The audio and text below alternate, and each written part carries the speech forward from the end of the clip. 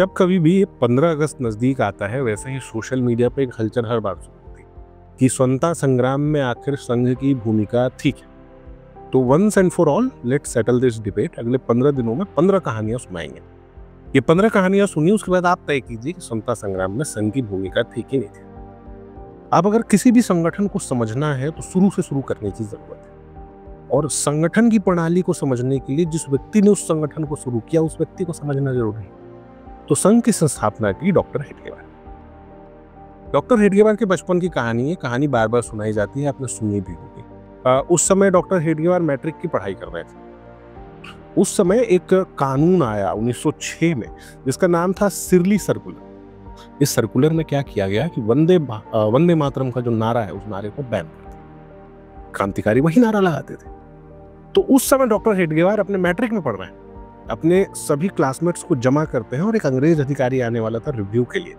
जब वो अंग्रेज अधिकारी आता है तो उसका स्वागत ही होता है वंदे मातरम के नारों से। जिसके बाद मार कुटाई जो होती है, डांट वाट उनको पड़ती है। अपनी पढ़ाई पूरी करने के बाद फिर डॉक्टर हेडगेवार जाते हैं एमबीबीएस की पढ़ाई करने के लिए कलकत्ता। जब वो कलकत्ता में पढ़ाई कर रहे थे तब उनका एक ग्रुप था। ये ग्रुप के लोग जो थे वो डिबेट्स करते थे, क्रांतिकारियों की मदद करते थे, स्वतंत्रता संग्राम में एक्टिव थे। इसके बारे में डॉक्टर हेडगेवार ने कहीं नहीं कहा, मगर डॉक्टर हेडगेवार के एक और दोस्त थे जो उसमें उनके ग्रुप में थे। उनका नाम था त्रैलोक्यनाथ चक्रवर्ती। ये भी बड़े स्वतंत्रता सेनानी हुए। 1929 का जो लाहौर का में कांग्रेस का अधिवेशन हुआ था, इसमें पहली बार मांग की गई थी स्वतंत्र इसकी पूर्ण स्वराज की, उसमें भी ये मौजूद थे। इसके साथ ही 80 साल जिए, इसमें से 30 साल अपने जीवन के उन्होंने जेल में बिताए। 6 साल अंडमान में काला पानी की सजा भी काटी गई। जब भारत आजाद हुआ इसके बाद उन्होंने भारत की जगह पाकिस्तान में रहना चुना, और बांग्लादेश वाला जो इलाका है वहां पे उन्होंने पाकिस्तान सोशलिस्ट पार्टी की स्थापना की थी। वहां के पॉलिटिक्स में बड़ा नाम था। जब ये पूरा आंदोलन हुआ ईस्ट पाकिस्तान वेस्ट पाकिस्तान में, उसमें भी वो जेल पर है। उन्होंने एक किताब लिखी, जेल में 30 बरस, 30 ईयर्स इन जेल। उस किताब में जब अपने ग्रुप के बारे में बताते हैं, उनके ग्रुप में कौन कौन लोग थे, तो उसमें डॉक्टर हेडगेवार की तस्वीर लगी। डॉक्टर हेडगेवार के बारे में बताते हैं। और जो पुलिस की डायरी थी, पुलिस की डायरी में डॉक्टर हेडगेवार का जो गुप्त नाम था, जो कोड नेम था, वो था कोकेन। क्योंकि जो संगठन क्षमता थी डॉक्टर हेडगेवार की, जिस तरह से लोगों को जोड़ते थे, एक बार जिसके साथ जुड़ गए, इस विशेषता के कारण कोकेन कहा जाता था। वो बताते हैं उस किताब को अगर देखने का आपको कोई अवसर मिले कि किस तरह ये लोग मिलकर क्रांतिकारियों की मदद करते थे, भाषण देते थे, बच्चों को अपने साथ जोड़ते थे, एक्टिव थे पूरी तरीके से। जब ये अपनी पढ़ाई कंप्लीट करके वापस नागपुर आते हैं तो नागपुर आने के बाद कांग्रेस ज्वाइन करते हैं। ये वो दौर है जब धीरे धीरे आजादी की मांग उठ रही है, कांग्रेस के लोग बैनर पे आ रहे हैं।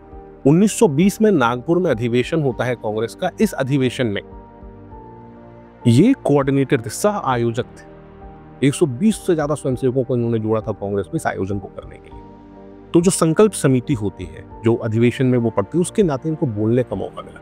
ये वो दौर था जब कांग्रेस डोमिनियन स्टेटस की मांग कर रही थी। कांग्रेस कह रही थी कि हमको पूरी आजादी नहीं चाहिए, अब डोमिनियन स्टेटस थे। उस समय पर डॉक्टर हेडगेवार मंच पर चढ़ते हैं और वहां पर कहते हैं कि हमको पूर्ण स्वराज से कम कुछ भी स्वीकार नहीं, कुछ भी।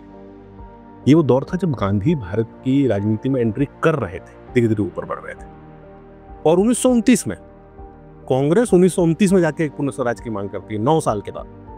डॉक्टर हेडगेवार की सोचने की गति कांग्रेस से 9 साल आगे की थी, वो आगे की दृष्टि देख रहे थे। फिर जब असहयोग आंदोलन शुरू होता है, और असहयोग आंदोलन के साथ खिलाफत आंदोलन शुरू होता है। ये जो 1920 वाला था, जो 1920 का अधिवेशन था, वो इस और कारण से याद किया जाता है क्योंकि ठीक इस अधिवेशन से पहले लोकमान्य तिलक की मृत्यु हुई थी। लोकमान्य तिलक कांग्रेस में एक पूरी दूसरी धारा थी। एक धारा जवाहरलाल नेहरू और गांधी की है, दूसरी धारा लोकमान्य तिलक की धारा। लोकमान्य तिलक की मृत्यु के बाद ये अधिवेशन होता है, और उसके बाद 1920-21 में असहयोग आंदोलन की शुरुआत होती है, साथ में खिलाफत आंदोलन। अब जितने लोगों को पढ़ेंगे, डॉक्टर हेडगेवार को पढ़िए, या आप सावरकर को पढ़िए, सुभाष चंद्र बोस को पढ़िए, कोई भी खिलाफत आंदोलन के साथ पड़े, क्योंकि खिलाफत तुर्की में खलीफा को हटाया गया, उसके लिए आप भारत में प्रदर्शन कर रहे हो। उस प्रदर्शन को, जो पूरी तरीके से एक धार्मिक प्रदर्शन है, उसको आपने स्वतंत्रता आंदोलन से जोड़ दिया। तो असहयोग आंदोलन और खिलाफत आंदोलन साथ साथ में चल रहे। इसमें डॉक्टर हेडगेवार को आपत्ति थी, वो लिखते हैं, लेकिन फिर भी वो असहयोग आंदोलन से जुड़े। और असहयोग आंदोलन से जुड़ने के बाद 2 लोगों की टीम बनी इनकी, डॉक्टर हेडगेवार और डॉक्टर मुंजे। ये दोनों नागपुर के अलग अलग जगहों पे जाके भाषण देना शुरू करते, और इनके भाषण इतने उत्तेजक थे इनके भाषण इतने प्रभावशाली थे कि वहां का जो कलेक्टर था उसका नाम था सिरिल जेम्स इरविन। इसने डॉक्टर हेडगेवार के भाषणों पर बैन लगा दिया कि डॉक्टर हेडगेवार कहीं अब भाषण नहीं देंगे। मानने वाले थे ना, फिर भी जाके भाषण देते रहे, तो उनको गिरफ्तार कर सकते। गिरफ्तार होने के बाद जब सुनवाई के लिए कोर्ट में पहुंचे, 5 अगस्त की तारीख है, सामने जज बैठा हुआ है, जज का नाम है शमी। इनको अपना बयान देने के लिए कहा जाता है डॉक्टर हेडगेवार को। डॉक्टर हेडगेवार अपना बयान देते हैं और उस बयान के बाद डॉक्टर शमी की जो टिप्पणी ये डॉक्यूमेंटेड है, कागजों पर है, किताबों में लिखा गया है। जज शमी कहता है कि अभी जो आपने बयान दिया है ना अपनी रक्षा में, ये आपके भाषणों से ज्यादा भड़का हुआ। और डॉक्टर हेडगेवार को 1 साल की सजा सुना दी जाती है, 1 साल की जेल चले जाते हैं। 1 साल के बाद जब 12 अगस्त 1922 को जेल से निकल करके आते हैं, भयंकर बारिश हो रही, भयंकर बारिश। उस बारिश में भी उनका स्वागत करने की हजारों की संख्या में भीड़ है। शाम को नागपुर में ही वेंकटेश थिएटर है, वहां पे उनका अभिनंदन का कार्यक्रम रखा जाता है। और इस अभिनंदन के कार्यक्रम में कांग्रेस के शीर्ष नेतृत्व डॉक्टर मोतीलाल नेहरू, सी राजगोपालचारी सब इसमें मौजूद है। मंच पर डॉक्टर हेडगेवार है, वहां पे वो भाषण देते हैं। उस भाषण में वो कहते हैं कि मैं 1 साल जेल रह करके आ गया हूं, तो इससे मैं कोई बड़ा नहीं बन गया, मैंने कोई ज्यादा संघर्ष नहीं कर लिया, मैं आजादी के लिए कोई क्रांतिकारी नहीं बन गया। और बहुत लोग हैं जो काम कर रहे हैं, और जब तक भारत स्वतंत्र नहीं हुआ था तब तक खुशी मनाने का कोई दूसरा कारण। ये डॉक्टर हेडगेवार है। जब इस चरित्र का आदमी, जब इस ऊर्जा का आदमी किसी संगठन की शुरुआत करता है, तो संगठन की मेंटलिटी क्या हो? क्या ये संभव है कि वो संगठन स्वतंत्रता संग्राम से नहीं जुड़ेगा, आजादी के आंदोलन से नहीं जुड़ेगा? ठीक है, मिलते हैं फिर अगले वीडियो में अगली कहानी के साथ। तब तक के लिए आयुष से जुड़े रहिए।